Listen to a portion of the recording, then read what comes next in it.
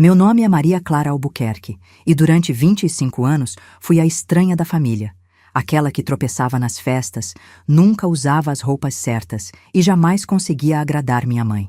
Pelo menos, a mulher que eu pensava ser minha mãe. Tudo mudou naquela tarde chuvosa quando encontrei uma caixa com meu nome no armário dos fundos, contendo uma pulseirinha de hospital e um envelope com a caligrafia do meu pai. Para Maria Clara, abrir somente após minha partida. O que eu não imaginava é que dias depois, no elegante escritório do Dr. Mendes, durante a leitura do testamento, minha irmã Patrícia, embriagada e descontrolada, se levantaria gritando: "Você não passa de uma bastarda, nem deveria estar aqui", apenas para ouvir o advogado responder calmamente. Ela foi chamada, pois não seria possível fazer a leitura sem a principal beneficiada. Sempre soube que havia algo errado comigo. Sério, desde que me entendo por gente, sentia que não pertencia à família Albuquerque. Enquanto minha irmã Patrícia recebia elogios da cabeleireira dos Jardins até por respirar, "Que postura impecável, senhorita!", eu era a que tropeçava nos próprios pés no meio das festas da alta sociedade paulistana. Já perdi a conta de quantas taças de cristal despedacei no chão de mármore da nossa mansão no Morumbi. E cada caco vinha acompanhado do olhar gélido da minha mãe. Elisa Albuquerque, minha mãe, é daquelas mulheres que parecem ter nascido com uma postura de rainha e expressão de quem está constantemente sentindo o cheiro de algo podre. Seus abraços são raros e mecânicos, como se estivesse cumprindo um protocolo. Com Patrícia, no entanto, há beijos, carinhos e segredos compartilhados entre risadinhas. Já comigo. Bem, digamos que nosso relacionamento se resume a correções. Endireite as costas, Maria Clara. Esse tom de rosa não combina com seu tom de pele, Maria Clara. Por que não consegue ser mais como sua irmã, Maria Clara? Papai era diferente. Ricardo Albuquerque, o magnata imobiliário que construiu um império do zero, tinha um sorriso especial guardado só para mim. Enquanto Elisa e Patrícia discutiam sobre qual vestido usar no próximo evento beneficente, que de beneficente só tinha o nome, papai me levava para seu escritório e me contava histórias de quando era apenas um menino pobre do interior de Minas. "Princesa", ele dizia, pegando uma mecha do meu cabelo castanho entre os dedos. "Você tem algo que não se compra com dinheiro. Um coração genuíno." Talvez por isso eu sempre me senti mais próxima dos funcionários da mansão do que da minha própria família. Preferia conversar com Sebastião, nosso jardineiro de 68 anos, do que participar dos almoços de domingo com os amigos da família, tubarões de negócios disfarçados de socialites. Na cozinha, Dona Zefa me ensinava receitas mineiras que aprendeu com a avó e me contava fofocas dos patrões anteriores. "Menina, essa gente rica é tudo igual, viu? Por fora é só glamour, por dentro é cheio de cupim." Mal sabia ela como estava certa. A manhã começou como qualquer outra de sábado. Patrícia tinha saído para o seu brunch semanal com as amigas no rooftop mais badalado da cidade. E mamãe estava em seu ritual sagrado de beleza no spa. Aproveitei a casa vazia para tomar café da manhã com papai, que raramente descansava, mesmo nos fins de semana. Preparei eu mesma o café dele, forte, com um cubo de açúcar e uma fatia de pão de queijo que Dona Zefa tinha feito na véspera. Foi quando notei que já passava das 9 e ele não tinha descido. Estranho. Papai era religiosamente pontual. "Seu Ricardo nunca atrasa pro café, menina", comentou Dona Zefa, secando as mãos no avental. Algo gelado se instalou no meu estômago enquanto subia as escadas de mármore. A porta do quarto dos meus pais estava aberta, a cama intocada. Segui pelo corredor até o escritório dele, aquela sala imponente com vista para o jardim dos fundos. Bati de leve, chamando "Pai?", mas não houve resposta. Quando empurrei a porta, vi primeiro os papéis espalhados pelo chão, depois os óculos quebrados, e então papai. Ele estava caído ao lado da poltrona de couro, uma das mãos ainda agarrada ao peito, o rosto contorcido numa expressão de dor que jamais esquecerei. Não lembro direito de ter gritado, mas devo ter feito isso porque segundos depois, Sebastião e o motorista invadiram o escritório. Lembro de fragmentos. O pânico na voz de Sebastião chamando a ambulância, as mãos trêmulas do motorista tentando encontrar pulso. Eu, ajoelhada segurando a mão de papai, já fria, implorando para ele não me deixar. Sabe aquela sensação de que o mundo inteiro parou, menos você? Foi exatamente assim. No hospital, a palavra infarto fulminante ecoava pelos corredores estéreis enquanto eu tentava desesperadamente entrar em contato com mamãe e Patrícia. Quando finalmente consegui, suas reações não poderiam ter sido mais diferentes. Mamãe ficou em silêncio absoluto por vários segundos antes de dizer com a voz controlada: "Estou indo para aí. Não fale com ninguém da imprensa."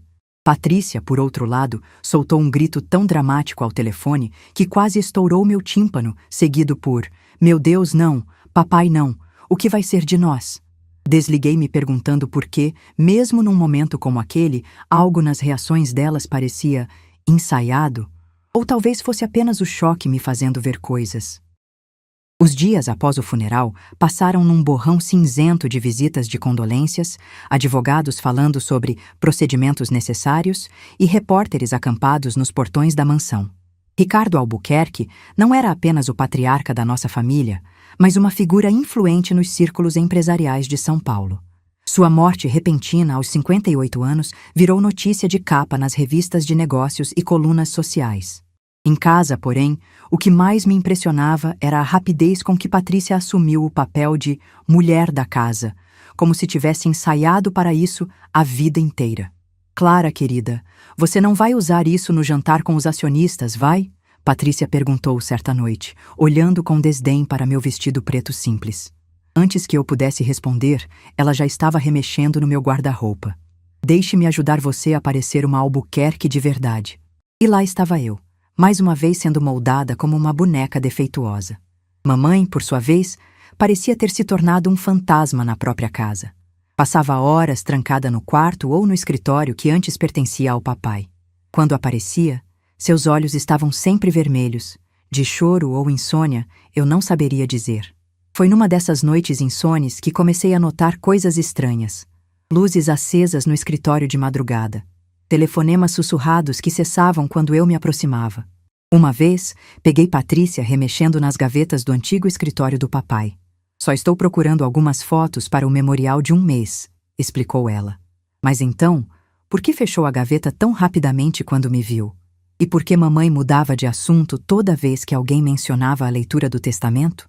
O primeiro contato realmente estranho veio quando tia Berenice, irmã do meu pai, me ligou convidando para almoçar. Berenice sempre foi a ovelha negra da família Albuquerque. Solteira, independente, dona de uma galeria de arte contemporânea e completamente indiferente às convenções sociais que mamãe tanto prezava. "Preciso conversar com você, Clara. Sem sua mãe, sem sua irmã, só nós duas." Havia uma urgência em sua voz que me deixou intrigada e, confesso, um pouco assustada. O que tia Berenice poderia querer comigo? Pouco sabia eu que aquele almoço seria o primeiro passo para desenterrar segredos que a família Albuquerque tinha se esforçado tanto para manter enterrados. O restaurante escolhido por tia Berenice era exatamente como ela. Elegante sem ser ostensivo, contemporâneo sem cair em modismos. Escondido numa ruazinha tranquila dos jardins, o Provence tinha mesas discretamente afastadas e uma atmosfera que convidava a confidências. Tia Berenice já estava lá quando cheguei, impecável num conjunto de linho vinho, os cabelos grisalhos cortados num chanel moderno. "Clara, meu bem", disse ela, levantando-se para me abraçar com força genuína. "Como você está aguentando tudo isso?" "Estou tentando não pensar muito", respondi, sentindo aquela pontada familiar de dor ao lembrar de papai. Berenice me estudou por alguns instantes, seus olhos, tão parecidos com os de papai, percorrendo meu rosto como se procurasse algo específico. "Você se lembra de quando ficou doente aos 5 anos?" perguntou ela abruptamente, enquanto o garçom servia a água com limão siciliano. A pergunta me pegou desprevenida. "Doente? Não me lembro de nenhuma doença grave." Berenice franziu o senho. "Interessante. Seu pai não saía do hospital." Elisa quase enlouqueceu. "Tia, do que você está falando?" Comecei a sentir aquela inquietação familiar, como quando sabemos que algo está muito errado, mas não conseguimos definir exatamente o que. "Estive internada? Por quê?" Berenice parecia estar escolhendo as palavras com muito cuidado. "Clara, existem coisas sobre sua infância, sobre sua família, que talvez você não saiba. Ricardo sempre quis te contar, mas Elisa..." Ela parou, olhando para algo atrás de mim. Quando me virei, vi mamãe se aproximando da nossa mesa, um sorriso glacial no rosto. Berenice, que surpresa encontrá-la aqui. Clara, não sabia que você tinha compromisso hoje. O resto do almoço foi um exercício de tensão disfarçada de civilidade. Mamãe se juntou a nós, efetivamente encerrando qualquer possibilidade de conversa privada. Tia Berenice, normalmente tão direta, subitamente começou a falar sobre exposições de arte e o tempo. Quando nos despedimos, ela apertou minha mão um pouco mais forte que o normal e sussurrou: "Procure nos pertences do seu pai. Ele deixou pistas." No carro, no caminho de volta para casa, confrontei mamãe sobre a suposta doença. "Que bobagem Berenice anda falando", disse ela, olhando fixamente para a janela. "Você sempre teve uma memória péssima, Clara. Foi apenas uma febre infantil sem importância." Mas se não tinha importância, por que suas mãos tremiam no volante? As palavras de tia Berenice não saíam da minha cabeça. "Procure nos pertences do seu pai. Ele deixou pistas." Mas pistas de quê, exatamente? Passei dias observando mamãe e Patrícia, tentando decifrar seus comportamentos. Notei como elas trocavam olhares quando achavam que eu não estava vendo, como conversas eram interrompidas quando eu entrava numa sala. A sensação de ser uma intrusa na própria casa nunca foi tão intensa. Numa tarde particularmente chuvosa de junho, aquela garoa paulistana que parece durar uma eternidade, me vi sozinha em casa. Patrícia tinha ido ao shopping com as amigas, e mamãe estava em alguma reunião beneficente.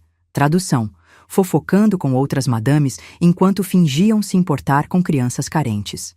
Decidi procurar um guarda-chuva reserva no armário dos fundos, aquele perto da área de serviço que acumulava coisas esquecidas por anos. Foi quando a vi. Uma caixa de papelão amarelada com meu nome escrito na lateral, em letra cursiva que reconheci imediatamente. A caligrafia do papai era inconfundível, aquela mistura de elegância com pressa. Minhas mãos tremiam quando puxei a caixa para mais perto. Dentro, entre papéis antigos e um ursinho de pelúcia desbotado, encontrei uma pulseirinha de hospital, pequena demais para o pulso de uma criança de 5 anos. Na etiqueta, parcialmente apagada pelo tempo, consegui ler: "Bebê feminino, Albuquerque, 12 de abril de 1995. Mas o mais surpreendente era um envelope amarelado com meu nome, selado, com a instrução: "Para Maria Clara, abrir somente após minha partida." Com o coração batendo como se quisesse escapar do peito, guardei a caixa no meu quarto e esperei até a noite cair. Sentada na minha cama, abri o envelope com cuidado, como se pudesse quebrar o último elo com meu pai. Dentro não havia a longa carta que eu esperava. Apenas uma chave antiga e um bilhete curto. "Cofre da Agência Bradesco, Avém Paulista." A verdade que sempre quis te contar. Dormi abraçada àquela chave, sentindo ao mesmo tempo medo e uma estranha esperança. O que papai teria guardado com tanto cuidado? E por que sentia que, ao descobrir, nada seria como antes? O Dr. Mendes ligou. "A leitura do testamento será na próxima semana." Patrícia entrou no meu quarto sem bater na manhã seguinte, algo que ela nunca fazia. Seus olhos percorreram rapidamente o ambiente, como se procurassem algo. Estaria ela procurando a caixa? Não crie expectativas, Clara. Papai sempre foi justo e sabia quem realmente se importava com ele. Havia algo ameaçador naquelas palavras aparentemente inocentes, um aviso velado que me fez esconder a chave do cofre ainda mais fundo no bolso do meu jeans. Tentei ir ao banco naquela tarde, mas descobri que precisaria de documentos adicionais. Certidão de óbito, documentos que provassem que eu era filha de Ricardo. Coisas que estavam no escritório do papai, agora território vigiado pela minha mãe. À noite, quando finalmente reuni coragem para entrar lá, ouvi vozes exaltadas vindo de dentro. Encostei o ouvido na porta entreaberta, sentindo-me uma criança fazendo algo proibido. E se ela descobrir? Era a voz de mamãe, tensa, quase desesperada. "Ela nunca vai saber." "Aquela ingênua acredita em qualquer coisa que digamos", respondeu Patrícia, com aquele tom de superioridade que sempre usava ao se referir a mim. "Ricardo não deveria ter feito isso. Arruinar tudo no final. Ele sempre teve uma fraqueza por ela. Mas o testamento oficial está seguro, certo?" "Sim, mas..." "Então não há com o que se preocupar." O sangue gelou nas minhas veias. Estavam falando de mim? Do testamento? Do que exatamente eu não deveria descobrir? Voltei para meu quarto sem fazer barulho, a cabeça girando com possibilidades. Por que tanto segredo em torno do testamento? O que papai teria feito que poderia arruinar tudo? E mais importante, quem era eu realmente na vida de Ricardo Albuquerque? Naquela noite, sonhei com a pulseirinha de hospital. No sonho, ela se transformava em uma cobra que se enrolava no meu pulso, apertando cada vez mais, enquanto vozes sussurravam: "Ela não é uma de nós. Nunca foi." Senhorita Clara, a voz de Sebastião me tirou dos meus pensamentos, enquanto eu folheava distraidamente uma revista no jardim, tentando organizar minhas suspeitas. O jardineiro parecia nervoso, olhando constantemente por cima do ombro, como quem teme ser observado. "Posso falar com a senhorita em particular?" É importante." Intrigada, o segui até o pequeno depósito de ferramentas nos fundos da propriedade, um lugar onde ninguém da família jamais entrava. "Seu pai me pediu para entregar isso caso algo acontecesse com ele", disse Sebastião, estendendo uma pequena caixa de madeira entalhada, delicada demais para as mãos calejadas do jardineiro. Ele me fez jurar que entregaria diretamente para a senhorita só depois que ele partisse. Sebastião passou a mão pelo cabelo grisalho, visivelmente desconfortável. "Seu Ricardo foi muito bom para mim, senhorita. 30 anos nessa casa, vi a senhorita crescer. Não é certo o que estão fazendo." Dentro da caixa havia fotos antigas. Uma mulher jovem e bonita com cabelos castanhos ondulados como os meus, segurando um bebê. Virei uma delas e li a inscrição: "Helena e Maria Clara, Hospital Santa Catarina, 1995. Meu coração disparou. "Quem é Helena, Sebastião?" A pergunta saiu quase como um sussurro. O velho jardineiro olhou para o chão, depois para mim, com olhos marejados. "Era sua mãe biológica, senhorita. Dona Elisa."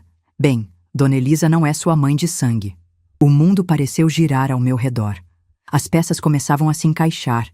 O tratamento diferente, os olhares estranhos, a falta de fotos minhas bebê no álbum da família. Sua mãe verdadeira, Helena, era arquiteta. Trabalhava com seu pai antes dele se casar com Dona Elisa. Um amor daqueles de filme, sabe? Mas ela morreu no parto. Seu Ricardo, que já estava casado com Dona Elisa na época, trouxe a senhorita para casa. Disse que era sua filha e que ia criar você, mesmo contra a vontade de Dona Elisa. Sebastião suspirou profundamente. Eles fizeram um acordo.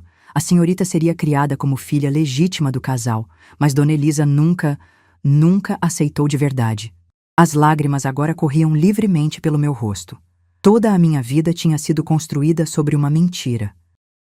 Não dormi naquela noite. Como poderia? Deitada na cama, examinava cada foto da caixa como se pudesse extrair mais informações delas. Helena tinha meus olhos. Ou melhor, eu tinha os dela. O mesmo verde acinzentado, o mesmo formato ligeiramente amendoado. Também compartilhávamos o cabelo castanho ondulado, que sempre foi motivo de frustração para a mamãe, para Elisa. Esse cabelo rebelde, Maria Clara. Não poderia ser liso como o da sua irmã? Agora entendia por quê. Eu era a prova viva da traição de Ricardo, uma lembrança constante que Elisa foi forçada a aceitar em sua casa. Memórias de infância começaram a ganhar novo significado. Os aniversários onde Patrícia ganhava festas extravagantes enquanto eu recebia apenas um bolo e presentes práticos. As viagens em família, onde eu sempre me sentia um apêndice indesejado. Até mesmo o jeito como o papai às vezes me olhava com uma mistura de amor e culpa, como se quisesse dizer algo, mas não encontrasse as palavras. "O que mais você escondeu de mim, pai?" Sussurrei para a foto de Helena, como se ela pudesse me responder. Amanhã trouxe outra surpresa. Patrícia batendo na minha porta, toda sorrisos, como se fôssemos melhores amigas. "Preparada para amanhã, maninha. A leitura do testamento, sabe como é? Momento importante." Seus olhos percorreram meu quarto, parando brevemente na minha mesa de cabeceira onde eu havia deixado, propositalmente à vista, uma das fotos menos reveladoras da caixa. "Que foto é essa? Não me lembro dela." Patrícia pegou a foto antes que eu pudesse impedir. "Só uma foto antiga que encontrei", respondi, estudando sua reação. Sabe como o papai guardava tudo. Por um instante, vi o pânico cruzar o rosto de Patrícia. Foi rápido, quase imperceptível, mas estava lá. Ela devolveu a foto com um sorriso forçado. "Mamãe está tão estressada com tudo isso." Sabe como ela fica quando o assunto é dinheiro? Enquanto Patrícia saía, percebi que tinha tomado minha decisão. Amanhã, no escritório do Dr. Mendes, finalmente descobriria toda a verdade. Não apenas sobre minha origem, mas sobre quem realmente eram as pessoas que eu chamei de família durante toda a minha vida. E algo me dizia que elas não estavam preparadas para o que viria. O escritório do Dr. Mendes ocupava um andar inteiro em um prédio imponente no centro de São Paulo. Piso de mármore, móveis de madeira escura, quadros de paisagens em tons sóbrios, tudo gritava tradicional e conservador, exatamente como papai gostava. A sala de reuniões já estava lotada quando chegamos. Tios que eu mal conhecia, primos distantes que só apareciam em funerais e casamentos, até mesmo alguns sócios antigos do papai. Todos cochichando, especulando sobre quem ficaria com o quê. Maria Clara, que bom que chegou. Dr. Mendes me cumprimentou com uma formalidade calorosa. Era um senhor de uns 60 anos, cabelos grisalhos perfeitamente penteados e olhos astutos por trás dos óculos de armação dourada. Conhecia nossa família há décadas, desde que papai era apenas um jovem empresário ambicioso. Notei como seu olhar se demorou um pouco mais em mim, com uma expressão que não consegui decifrar. Seria pena ou expectativa? Estamos apenas aguardando mais alguns minutos para começar. Percebi imediatamente que algo estava errado com Patrícia. Ela chegou atrasada, cambaleando ligeiramente em seus saltos altos, o cheiro de uísque emanando dela como perfume caro. Seus olhos estavam vidrados e seu batom vermelho borrado no canto da boca.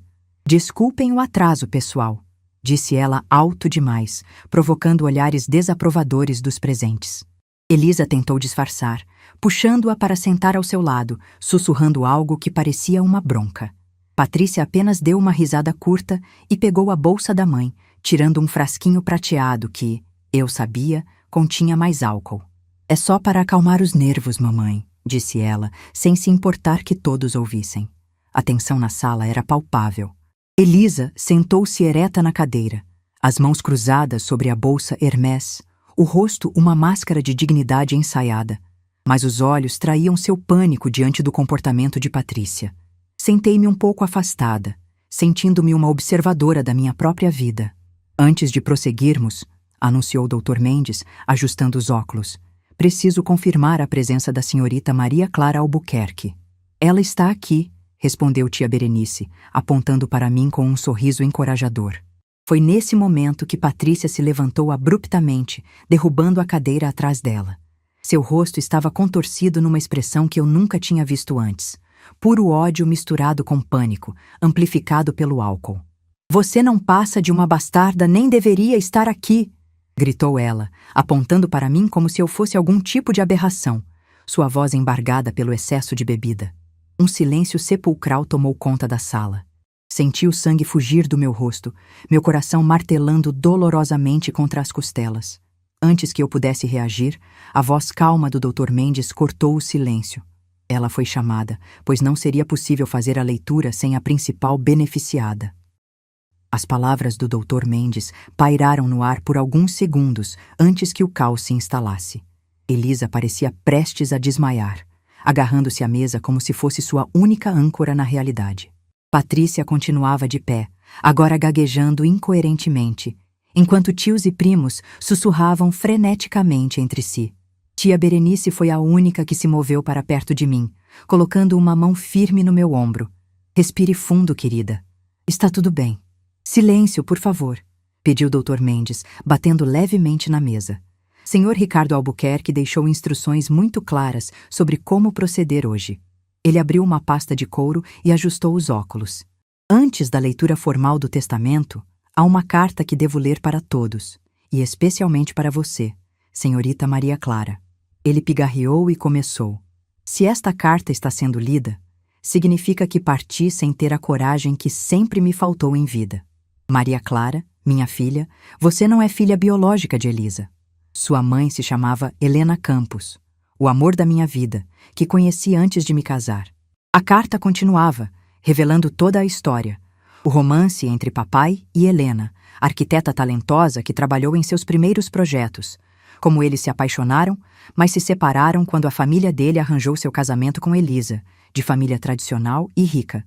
Como Helena apareceu anos depois, grávida. Como ela faleceu devido a complicações no parto. E como papai, devastado, decidiu criar a filha deles, mesmo contra a vontade de Elisa. Foi o maior erro e o maior acerto da minha vida, dizia a carta. Erro por submeter você, minha filha, a uma vida de rejeição velada. Acerto porque você, Clara, trouxe luz para minha existência. Quando o Dr. Mendes terminou a leitura, não havia um olho seco na sala, exceto os de Elisa e Patrícia, que pareciam petrificadas em suas cadeiras.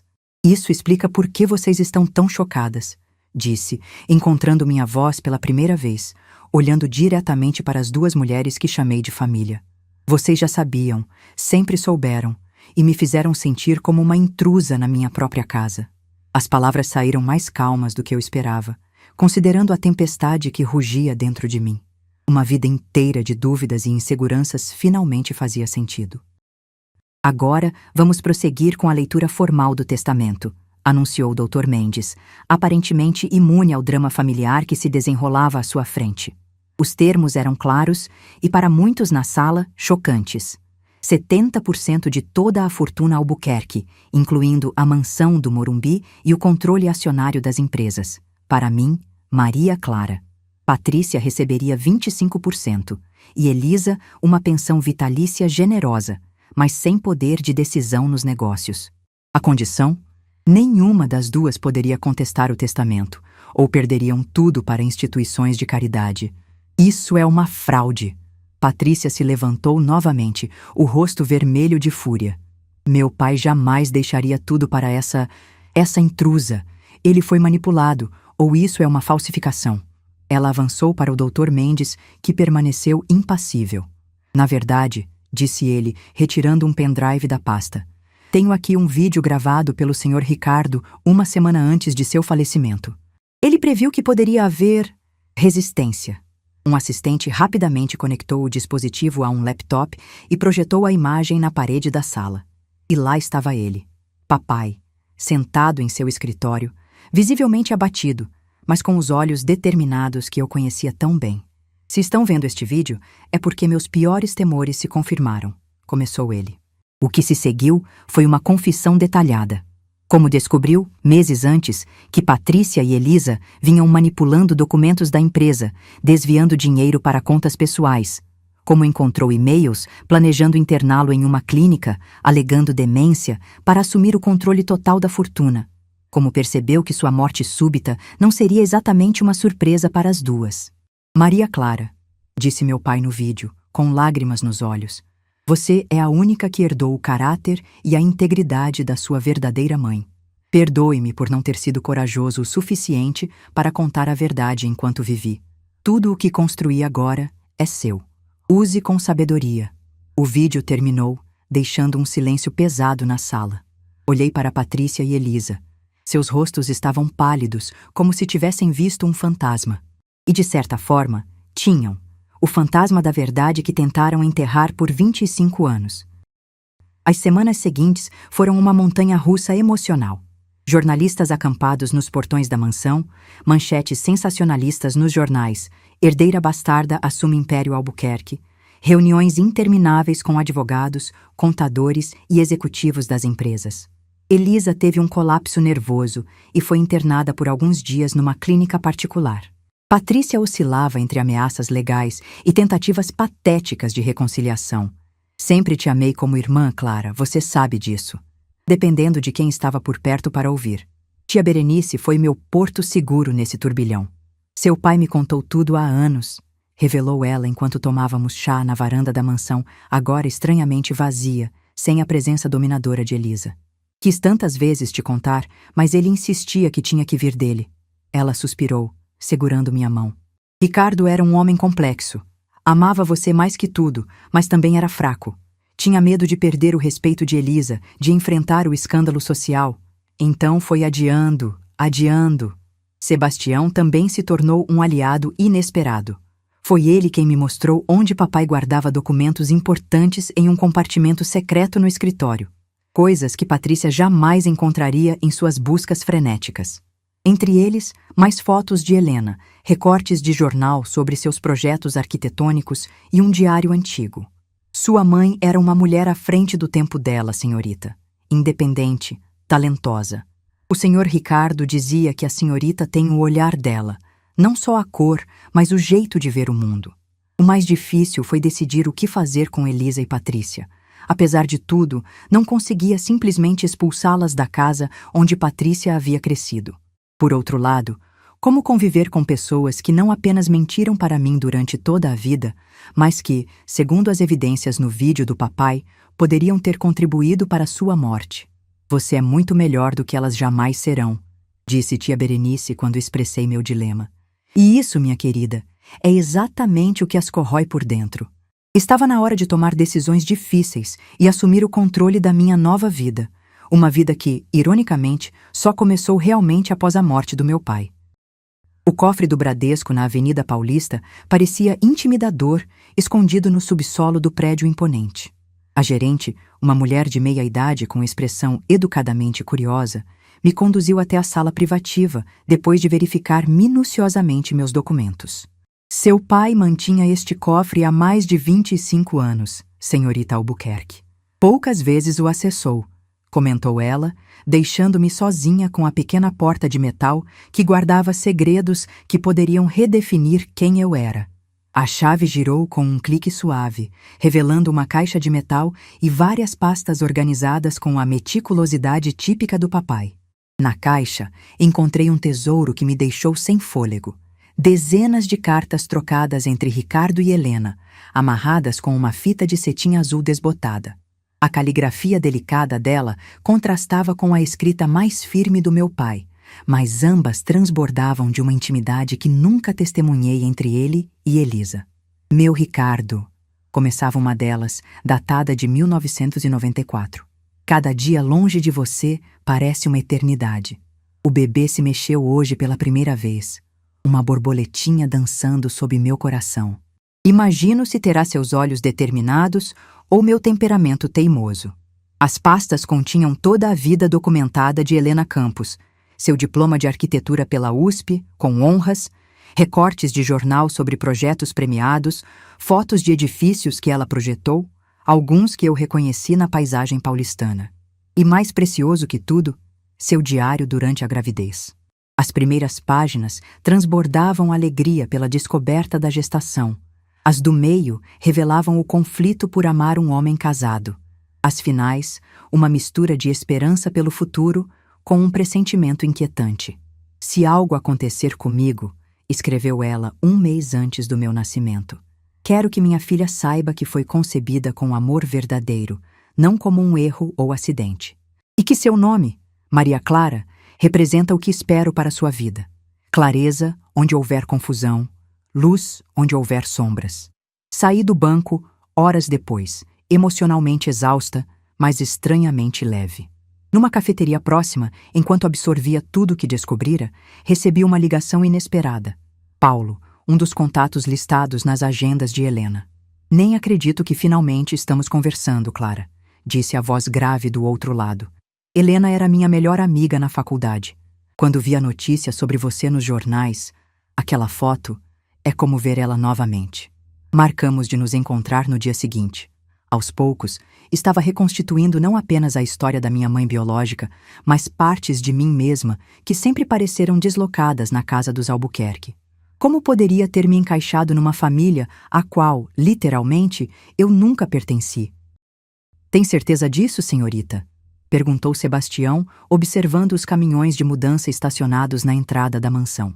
Fazia 1 mês desde a leitura do testamento, e finalmente tomei uma decisão sobre Elisa e Patrícia. Não as expulsei como muitos esperavam, incluindo elas próprias, mas ofereci uma alternativa. O apartamento de cobertura que a família mantinha na Riviera de São Lourenço, completamente mobiliado e com despesas pagas por 1 ano. Tempo suficiente para se reorganizarem. Tenho, Sebastião. Esta casa precisa de ar fresco e luz nova, como aquelas roseiras que você sempre dizia que precisavam ser transplantadas para florescer melhor. A saída delas foi menos dramática do que imaginei. Elisa, mais contida desde sua internação, parecia quase aliviada por deixar para trás a mansão cheia de lembranças de Ricardo. Patrícia, após o escândalo na leitura do testamento, havia se afastado das antigas amigas socialites e passava a maior parte do tempo em casa, evitando me encontrar nos corredores. "Espero que encontre o que está procurando, Clara", disse Elisa, surpreendentemente sincera ao entregar as chaves. Talvez todos nós estivéssemos presos numa vida que não era realmente nossa. Foi o mais próximo de um pedido de desculpas que eu jamais receberia dela. Minha primeira decisão foi transformar a ala leste da mansão, a mais ensolarada, com vista para os jardins, no espaço que abrigaria a sede do futuro Instituto Helena. Tia Berenice, com seus contatos no mundo das artes, me ajudou a encontrar um arquiteto que respeitaria o estilo original do casarão, mas traria elementos mais leves e contemporâneos. "Helena adoraria isso", comentou Paulo, agora um visitante frequente, enquanto observávamos os planos. "Ela sempre dizia que a arquitetura deveria servir às pessoas, não o contrário." Sebastião, para minha surpresa e alegria, aceitou meu convite para se tornar administrador da propriedade, com um salário justo e a casa de hóspedes para morar com sua esposa. As mudanças não se limitaram à estrutura física. Enquanto os operários derrubavam paredes e renovavam espaços, eu também me transformava. Cortei meus cabelos longos, sempre criticados por Elisa, num Chanel moderno que combinava com meu rosto de uma forma que nunca tinha percebido antes. Matriculei-me num curso de arquitetura, seguindo os passos de Helena sem nem perceber que sempre tive essa inclinação. E, pela primeira vez, comecei a me sentir confortável na minha própria pele, como se finalmente tivesse permissão para ser quem realmente era. Quem poderia imaginar que descobrir que eu era uma bastarda seria o começo da minha libertação? "Senhores, por favor." Tia Berenice levantou a voz sobre o burburinho da sala de reuniões. "Minha sobrinha tem o direito de ser ouvida." Os 10 homens ao redor da mesa, todos em seus 50 ou 60 anos, todos em ternos impecáveis, todos visivelmente desconfortáveis, se calaram relutantemente. Era a minha primeira reunião oficial como presidente do Conselho das Empresas Albuquerque, e a hostilidade era palpável. A maioria deles havia trabalhado com papai por décadas, e como descobri nas últimas semanas, muitos tinham acordos não oficiais com Patrícia que agora estavam ameaçados. "Agradeço a presença de todos", comecei, agradecida pelas aulas de oratória que tia Berenice insistiu que eu tomasse. "Entendo as preocupações sobre minha inexperiência e a mudança repentina na liderança. Não pretendo revolucionar o que meu pai construiu, mas também não vou simplesmente ocupar uma cadeira e assinar papéis sem entender o que estou assinando." Abri a pasta à minha frente, revelando relatórios financeiros detalhados que passei as últimas noites estudando com a ajuda de um auditor independente. Por exemplo, gostaria de entender por que as subsidiárias em paraísos fiscais receberam transferências mensais sem qualquer retorno aparente nos últimos 3 anos. O silêncio que se seguiu foi revelador. Nos meses seguintes, descobrimos mais irregularidades do que eu jamais imaginei possível em uma empresa do porte da Albuquerque Incorporações. Alguns executivos pediram demissão antes mesmo de serem confrontados. Outros, surpreendentemente, tornaram-se aliados valiosos, admitindo que se sentiam pressionados a participar de esquemas questionáveis.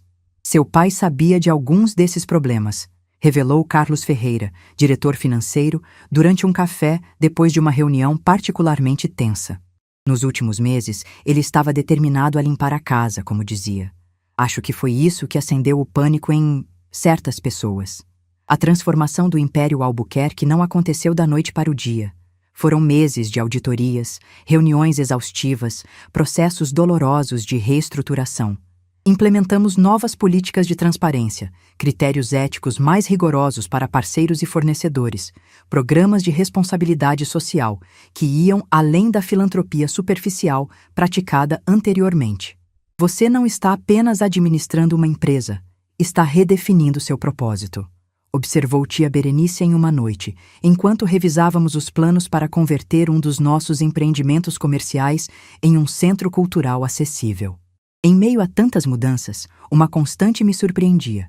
Quanto mais me afastava do modo como Elisa e Patrícia teriam conduzido os negócios, mais eu sentia a presença do papai ao meu lado. Como se finalmente livre das influências que o cercavam, eu pudesse enxergar sua verdadeira visão para o legado Albuquerque.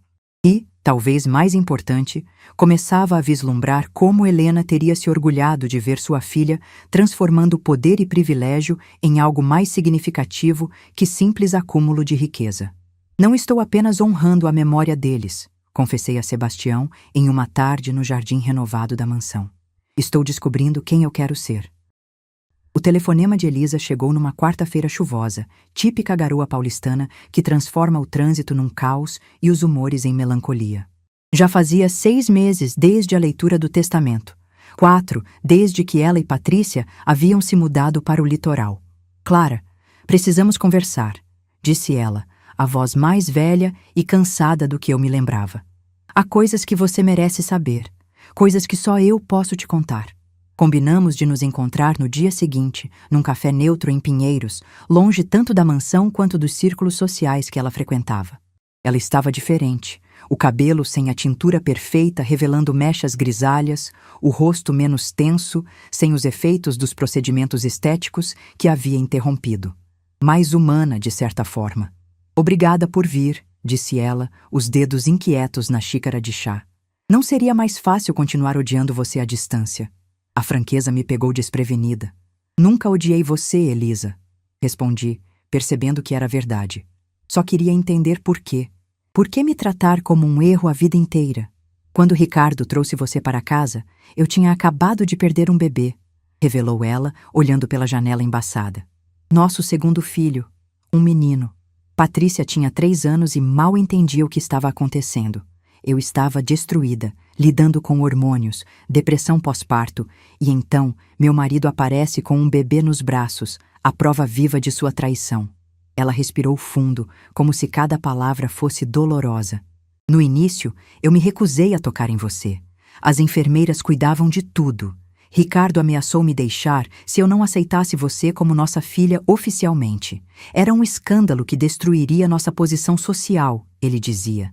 A história que se seguiu era mais complexa e triste do que eu jamais imaginei. Elisa havia sido criada para ser a esposa perfeita, a anfitriã impecável, a mãe devotada. Seu valor estava completamente atrelado a esses papéis, e a traição de Ricardo, especialmente com uma mulher como Helena, independente e talentosa, abalou os alicerces de sua identidade. Cada vez que olhava para você, via minhas falhas, via a mulher que Ricardo realmente amou, via o filho que perdi. É terrível admitir isso, Clara, mas há momentos em que nem o melhor de nós consegue superar seus demônios. Não foi um pedido de desculpas. Elisa não era capaz disso, pelo menos não ainda. Mas foi uma explicação honesta, a primeira conversa genuína que já tivemos. E Patrícia? Perguntei, pensando na minha irmã que, segundo os poucos contatos com tia Berenice, estava frequentando um programa de reabilitação. Ela está tentando, suspirou Elisa. Cresceu vendo como eu te tratava, absorveu meu ressentimento e transformou em algo ainda mais tóxico. Mas isso não é desculpa para o que ela fez, para o que nós duas fizemos. Quando nos despedimos, não houve abraços ou promessas de reconciliação imediata. Apenas um entendimento silencioso de que as feridas, para cicatrizar, precisavam primeiro ser expostas ao ar. O dia da inauguração oficial do Instituto Helena amanheceu com um céu perfeitamente azul, como se até mesmo o tempo quisesse celebrar a ocasião. O antigo jardim de inverno da mansão, agora transformado em um auditório acolhedor, estava repleto de rostos curiosos, jornalistas, representantes de ONGs parceiras, amigos de Helena que Paulo me ajudou a localizar, e até mesmo alguns dos executivos mais jovens das empresas Albuquerque, aqueles que abraçaram a nova filosofia com entusiasmo genuíno. Bem-vindos ao Instituto Helena. Comecei meu discurso, tentando controlar o nervosismo ao ver tantos olhos fixos em mim. Muitos aqui me conheceram recentemente como a herdeira bastarda, manchete que vi mais vezes do que gostaria. Risadas educadas percorreram o auditório. Mas hoje não estamos aqui para falar sobre escândalos ou fortunas. Estamos aqui porque acredito que todo mundo merece saber de onde veio e para onde pode ir, independentemente das circunstâncias do seu nascimento. Expliquei a missão do Instituto: apoiar crianças órfãs ou em situação de vulnerabilidade, com foco especial em educação, saúde mental e orientação vocacional. Cada detalhe do programa tinha sido cuidadosamente desenvolvido com especialistas, inspirado tanto na história de Helena, que cresceu em um orfanato antes de conseguir uma bolsa de estudos, quanto na minha própria jornada de autodescoberta.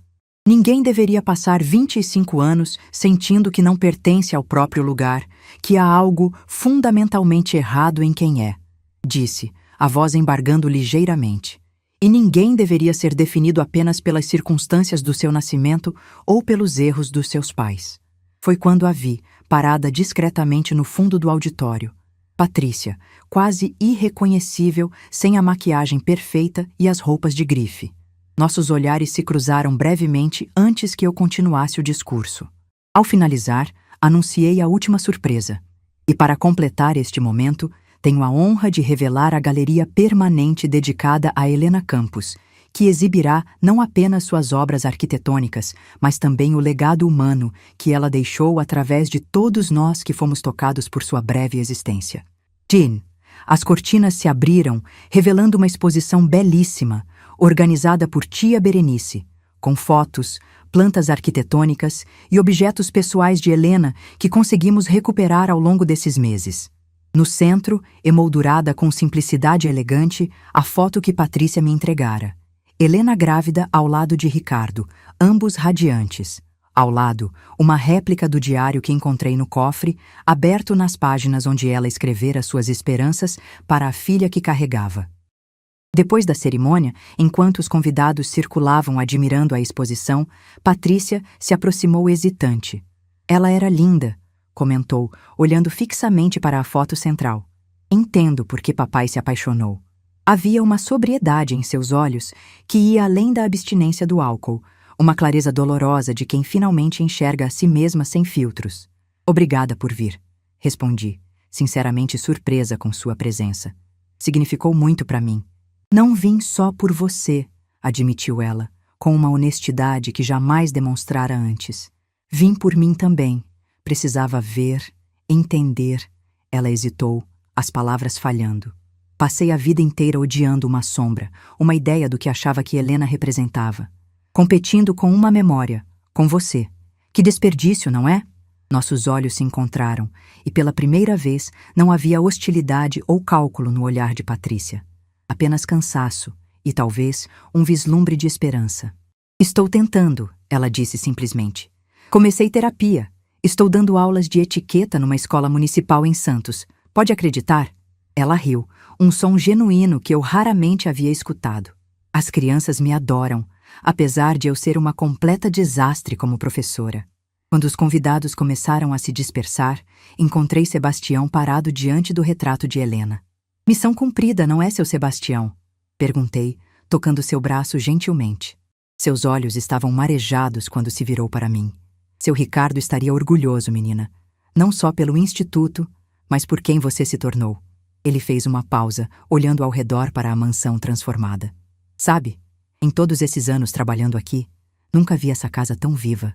É como se finalmente tivesse uma alma. Mais tarde, naquela noite, quando todos já haviam partido, sentei-me sozinha no jardim.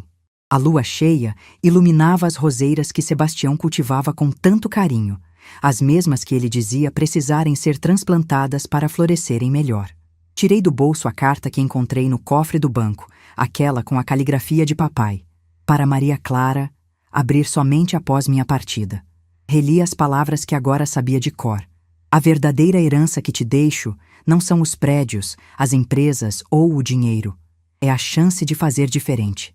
De viver sem as mentiras que consumiram minha vida. De descobrir quem é Maria Clara, não Albuquerque, não Campos, apenas Clara, em seus próprios termos. Olhei para a mansão iluminada, agora sede do Instituto Helena, para as fotografias da minha mãe biológica que finalmente ocupavam as paredes, para o futuro que se abria à minha frente, não o que foi planejado para mim por outros, mas o que eu mesma estava construindo, tijolo por tijolo, verdade por verdade. Talvez essa fosse a maior ironia. Precisei descobrir que era uma bastarda para finalmente me sentir legítima. Precisei perder a família que achava que tinha para encontrar a pessoa que realmente sou. E no fim, a pergunta que fica não é sobre sangue ou DNA, sobre nomes ou fortunas. É sobre as escolhas que fazemos com as cartas, justas ou injustas, que a vida nos distribui. O que você faria se descobrisse que sua vida inteira foi construída sobre uma mentira? Eu escolhi reconstruí-la sobre uma verdade, imperfeita, dolorosa, mas minha. E nessa reconstrução, encontrei algo que nem Ricardo nem Helena, com todo o seu amor turbulento, puderam me dar: a liberdade de ser simplesmente eu mesma. As luzes do Instituto permaneceriam acesas por muitas noites, acolhendo histórias tão complexas quanto a minha. E eu, finalmente, havia encontrado meu lugar no mundo, não como a ovelha negra dos Albuquerque, não como a herdeira bastarda dos tabloides, mas como Maria Clara, apenas Clara. E isso, descobri, era mais que suficiente.